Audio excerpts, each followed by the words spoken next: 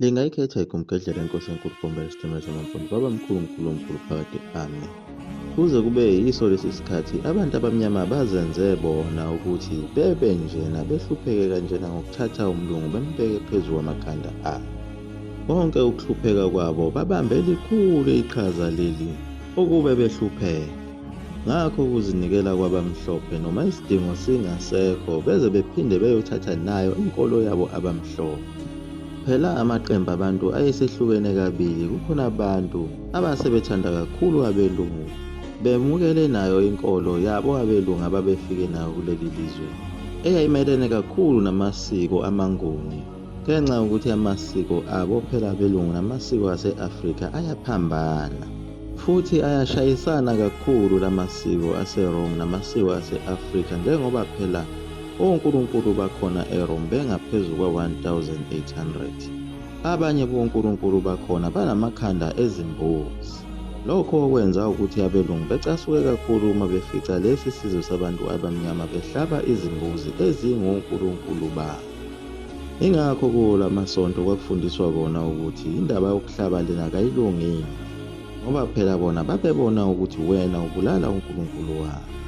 Kanti bona ngokwenkolo yabo babenza lokho kwakuthiwa i-human sacrifice, lapho kwakuhlatshwa khona umuntu egameni likaNkulunkulu wabo noma abantwana abancane, leli gumgedlela elike lakhuluma ngabo ababekhandwa ngawo ama-Easter, lapho kwakuthathwa khona izintombi zifakwe ehholo elikhulu bese kungena izinsizwa zilale nanoma yiphi intombi khona lapho.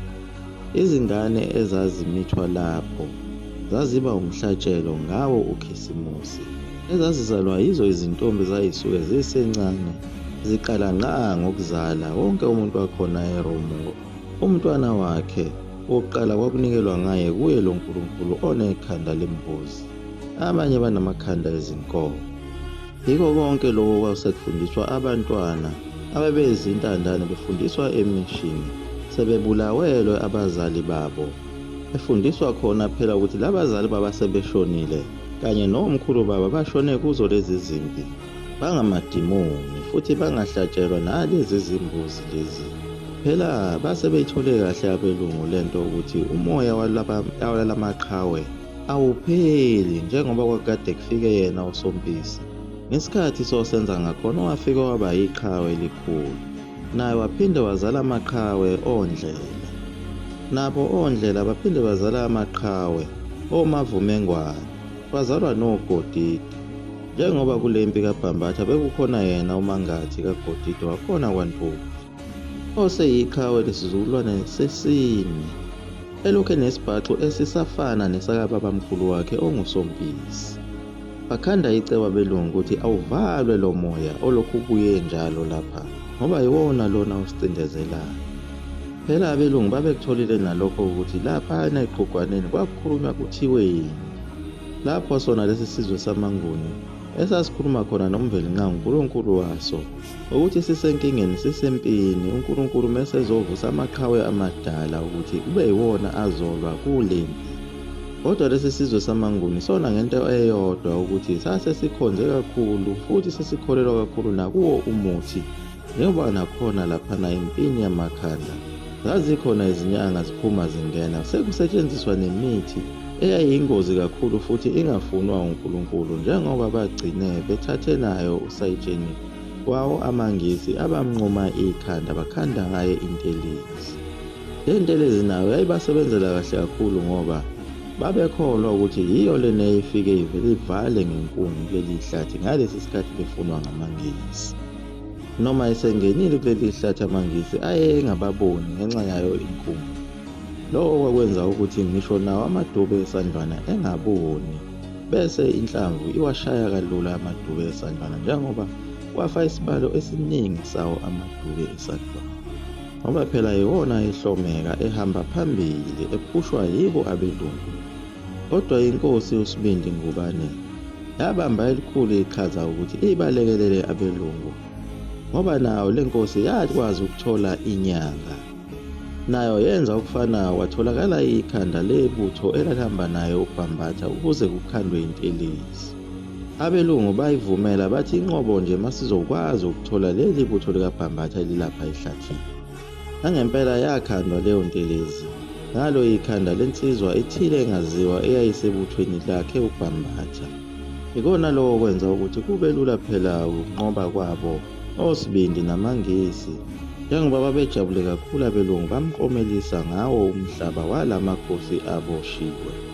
Njengoba lamakhosi eboshiwe kanye nawo lamabutho aphakathi ejele, abanye phela basazishikashika ngayo iminjunju. Laba phela ababalelwa ku-4,000 abatitinywe kanzima ngesiswebhu khona laphaya enkantolo base beyadedeba ngenxa yokubona ukuthi abayona ingozi kakhulu kodwa bangabalandeli. Phela abelungu babebadedelela nakho ukuthi babeshoda kakhulu abantu okufanele beyosebenza phela ezimayini nasemapulazini abo abelungu. Laba abanye abawu-4,000 okwakubonakala ukuthi babeyingozi kakhulu babulawa ngokushesha. Kwase kusala wona amakhosi okwakumele abulawe kancane kancane kabuhlungu, bese kushiwa ingxenye encane yawo amakhosi abazokwazi ukuthi bawasebenzise. Phela naye umfo kaChakijana lona udayisa isilo njena phela wayetitinywe kakhulu naye.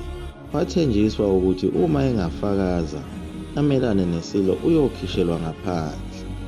Kanti enye futhi inkinga ayekade enayo umfo kaChakijana, wayoma kakhulu engakwazi ukuhlala engaliphethe ishumbu lakhe elalinesiphuzo sakhe. Kungenzeka ukuthi bona abelungu laba babemlandela okuncane bethi mese bemthembisa ukuthi-ke sizokukhipha phuza mbijana. Naye uMankulumana kaSomaphunga uphakathi naye lapha uboshiwe, kanye naye uphela inkosi yakhe njengoba phela wayewundunankulu waso isilo. UHarriet Colenso ulokhu uyagqiqa khona lapha ufuna phela ukuzokhipha sona isilo uphethe isizumbulu semali.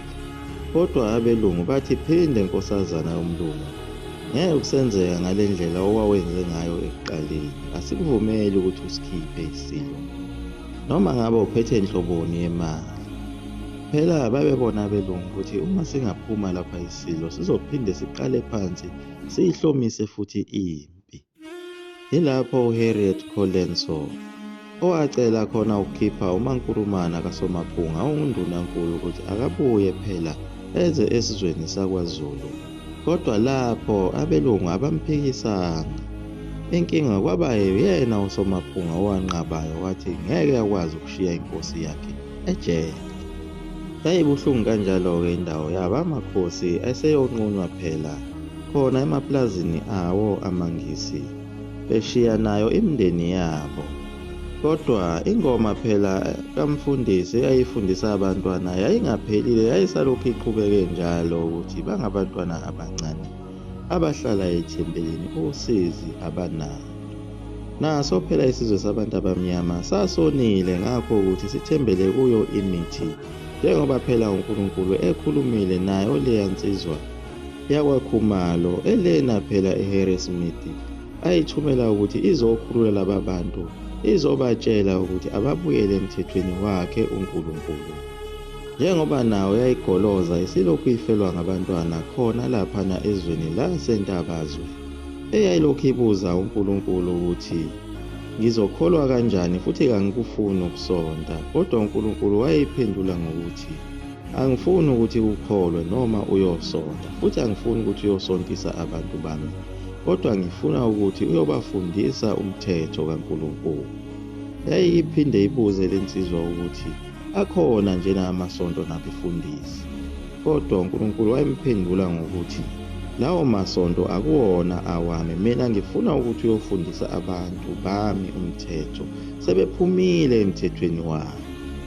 Liyagoqa lapho igumkedlela ngizula amafutha omkhovu 20 emnesuka phakathi. Amen.